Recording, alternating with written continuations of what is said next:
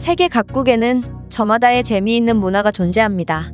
예를 들면 한국에서는 빨간 펜으로 이름을 적는 것을 불길하게 여기지만 다른 나라들에서는 이에 대해 별 감흥이 없는 경우가 많죠. 재밌게도 얼마 전 국호를 터키에서 튀르키예로 바꾼 튀르키예는 우리와 많은 비슷한 문화를 공유하고 있는데요.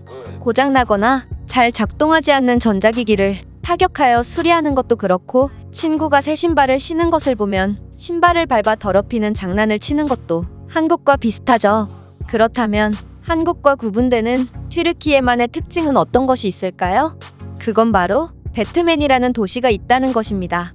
사실 튀르키예식 발음으로 하면 바트만이라고 읽어야 하지만 영어 스펠링이 우리가 아는 배트맨과 똑같기 때문에 해외에서는 밈처럼 여겨지며 많은 사람들이 흥미로워하는 요소이죠. 그렇다면 이 배트맨처럼 전 세계 사람들이 흥미로워하는 한국만의 특별한 문화는 어떤 것이 있을까요? 물론 많은 것들이 있겠지만 그중 하나가 바로 물건이 길바닥에 떨어져 있어도 그 물건의 주인이 아닌 이상 아무도 그 물건에 손대지 않는다는 것입니다. 이는 주변에 사람이나 CCTV가 없어도 마찬가지죠. 우리와 비슷한 점이 많은 튀르키예지만 이러한 점은 한국과는 많이 다른 면모를 보이고 있는데요. 한 튀르키예인은 한국만의 이런 문화를 직접 경험하고 굉장한 충격을 받았다고 합니다. 이 튀르키예인은 글로벌 커뮤니티에 글까지 작성할 정도로 엄청나게 놀라운 경험이었다고 주장했는데요. 그렇다면 이 외국인은 한국에서 도대체 어떤 일을 겪은 것인지 이 튀르키예인이 쓴 글을 통해 살펴보겠습니다. 나는 한국에 유학을 왔고 현재 한국의 대학교 생활을 하고 있는 튀르키예인이다. 현재 나는 서울에 거주 중이며 한국에서 가장 만족하는 부분은 바로 집 밖에 나가지 않고도 충분히 살아갈 수 있다는 거야. 한국의 배달 시스템은 정말 전 세계 최고이기 때문에 그저 손가락 몇 번만 움직이면 40분 내로 음식을 받아볼 수 있다. 나는 그동안 한국에서의 배달을 아주 잘 이용했지만 최근에 문제가 생긴 적이 있어.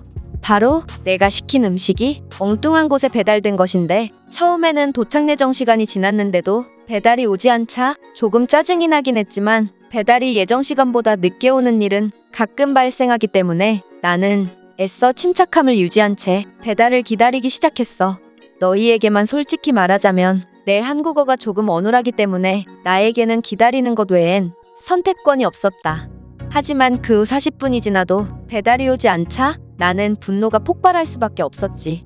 도착 예정 시간보다 40분이 지체됨과 동시에 나는 음식점에 전화를 걸었고 분노를 표출하기 시작했어. 그러자 음식점 주인은 확인을 해보겠다며 전화를 끊더니 다시 전화를 걸어 배달기사가 실수로 옆동에 음식을 놨다고 말했다. 나는 정말 화가 나서 저는 1층에 살고 옆동에 1층에 음식을 놓았다면 지금은 40분이나 지난 시점이니 당연히 누군가가 가져갔겠죠. 아니면 제 음식을 받은 옆동 1층 사람이 음식을 처리했거나요.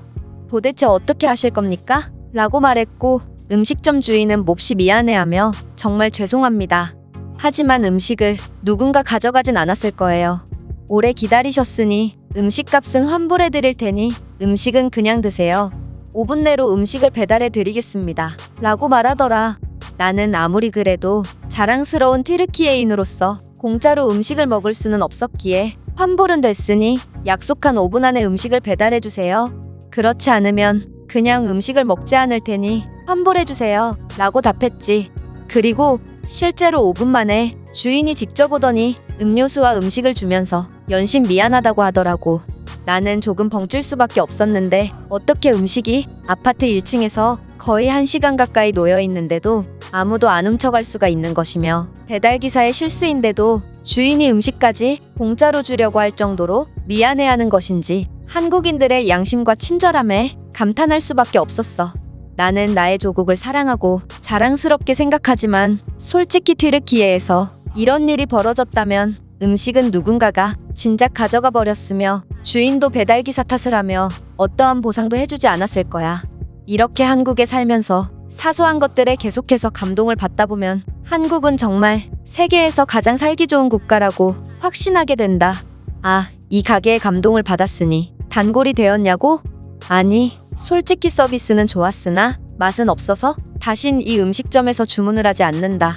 튀르키예인은 음식에 진심이기 때문에 항상 냉정한 평가를 내리지. 이 외국인이 글은 여기까지입니다. 이 외국인이 도착 예정 시간이 되었는데도 음식이 도착하지 않자 짜증을 내는 모습을 보니 거의 한국인이 다 된 것 같은데요. 이 외국인의 사례처럼 우리는 내 물건이 아닌 남의 물건에 절대로 손대지 않습니다.